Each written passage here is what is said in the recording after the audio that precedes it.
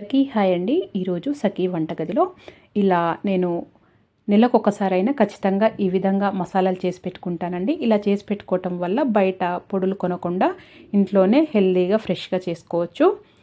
కూరలు కూడా చాలా బాగుంటాయండి. కూరలే కాదు, చాలా ఈజీగా అయిపోతుంది వంట కూడా.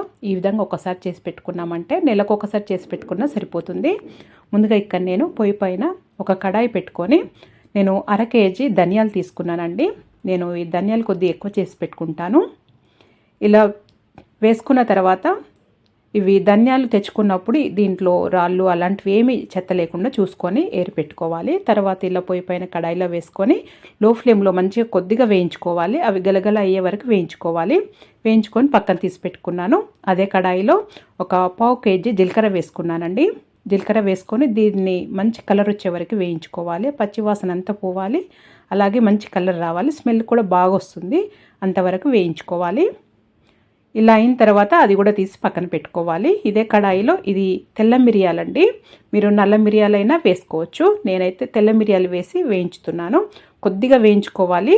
ఇవి వేయించుకొని ఇలా పొడులు కొట్టుకోవటం వల్ల నిల్వ ఉంటాయి, అలాగే రుచి కూడా చాలా బాగుంటుంది, తొందరగా మంచిగా పౌడర్ అవుతుందండి. చూడండి, అన్నిలా వేయించి చల్లార్చి పెడుతున్నాను. చల్లార్చానండి అన్నింటినీ.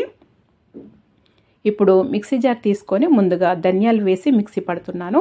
నేను ఇది ఎక్కువగా ఉన్నాయి కాబట్టి 3 సార్లు మిక్సీ పట్టానండి. ముందుగా వేశాను, దీంట్లో ఎంత పడతాయో అంతే వేసుకొని మిక్సీ పట్టుకోవాలి. ఇలా వేయించి పొడి చేయటం వల్ల ఇలా పొడి చూడండి చక్కగా చాలా మంచిగా పౌడర్ లాగా అవుతుందండి. లేకపోతే బరకలాగా ఉంటుంది, కొద్దిగా బరకగా ఉంటుంది. ఈ ధనియాలు డైరెక్ట్గా ఇలా మిక్సీలో వేసి మిక్సీ పట్టడం వల్ల కొద్దిగా పైన పొట్టులాగా ఉంటుంది. ఇలా కొద్దిగా వేయించి ఇలా మిక్సీ పట్టుకోవటం వల్ల ఇది ధనియాల పొడి అనేది రుచి బాగుంటుంది. కూరలలో వేసుకున్నా కానీ ఇలా చేయటం వల్ల ఇలా పౌడర్ లాగా అవుతుందండి మిక్సీలో వేసి పట్టడం వల్ల. అందుకే ఇలా కొద్దిగా వేయించుకొని చేసుకుంటేనే మంచిది, నిల్వ కూడా ఉంటుంది. ఇప్పుడు ఇలా మిక్సీ పట్టుకున్న తర్వాత ఇక్కడ మిరియాలు వేసి మిక్సీ పడుతున్నానండి. ఒకటే మిక్సీ జార్లో ఒకటి తర్వాత ఒకటి వేసుకోవటమే. ముందుగా ధనియాలు వేసి మిక్సీ పట్టుకోండి, తర్వాత మిరియాలు వేసుకొని పట్టుకోవాలి. చూడండి ఎంత పౌడర్ లాగా కాటకలాగా చక్కగా పౌడర్ లాగా అవుతుంది, లేకపోతే బరకలాగా ఉంటుందండి. అలా కాకుండా ఇలా పౌడర్ లాగా చేసుకుంటే చాలా బాగుంటుంది. ఇలా చేసుకొని ఒక గాజు సీసాలోకి ఎత్తి పెట్టేసుకోవటమేనండి.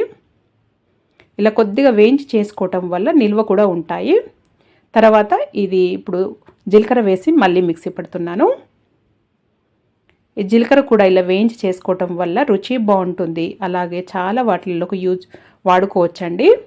చూడండి ఎంత బాగా వచ్చిందో, కలర్ఫుల్గా, స్మెల్ కూడా చాలా బాగుంటుంది. ఇది స్మెల్ ఇలా చేస్తుంటేనే చాలా చక్కగా వస్తుందండి. ఇది చాట్స్ కానీ కూరలలో కానీ చాలా వాటిలోకి యూజ్ చేస్తానండి నేనైతే. ఇలా గాజు సీసాలోకి ఎత్తి పెట్టేసుకోవటమే. ఇలా గాజు సీసాలోకి ఎత్తిన తర్వాత కొద్దిగా మనం మిక్సీలో వేసినప్పుడు వేడి ఉంటుంది కదండి, ఆ వేడి అంతా పోయే వరకు ఇలా గాజు సీసాలోకి డైరెక్ట్ ఎత్తి పెట్టినా కానీ డైరెక్ట్ మూత పెట్టేయొద్దండి. కొద్దిగా ఇలా చూపిస్తున్నాను నేను మీకు, జస్ట్ మూత పెట్టి కొద్దిసేపు అలా మూత తీసి పక్కన పెట్టాలి ఆ గాజు సీసాలు. అలాగే ఇప్పుడు నేను ఇంట్లో ఎక్కువగా ఇది స్పెషల్ గరం మసాలా అండి, నేను చేసిన నా విధంగా మీకు చేసి చూపిస్తున్నాను. ఇక్కడ ముందుగా 1 కప్పు షాజీరా తీసుకున్నాను, 1/2 కప్పు లవంగాలు తీసుకోవాలి, 1/2 కప్పు ఏమో దాల్చిన చెక్క తీసుకోవాలి, షాజీరానేమో 1 కప్పు తీసుకోవాలండి. ఇవి 3 ఏమో 1/2 కప్పు తీసుకోవాలి. ఇలాచి 1/2 కప్పు. ఓన్లీ ఈ 4 వస్తువులతోటే ఇలా మసాలా చేసి పట్టండి. మీరు నాన్ వెజ్ అయినా వెజ్ అయినా కానీ ఏ కర్రీలోకైనా కానీ గరం మసాలా చాలా స్పెషల్గా చాలా రుచిగా ఉంటుందండి. ఈ విధంగా ఒకసారి ట్రై చేసి చూడండి. ఈ టేస్ట్ అనేది మీకు బయట ఎక్కడ దొరకదు, ఎక్కడ కూడా దొరకదండి.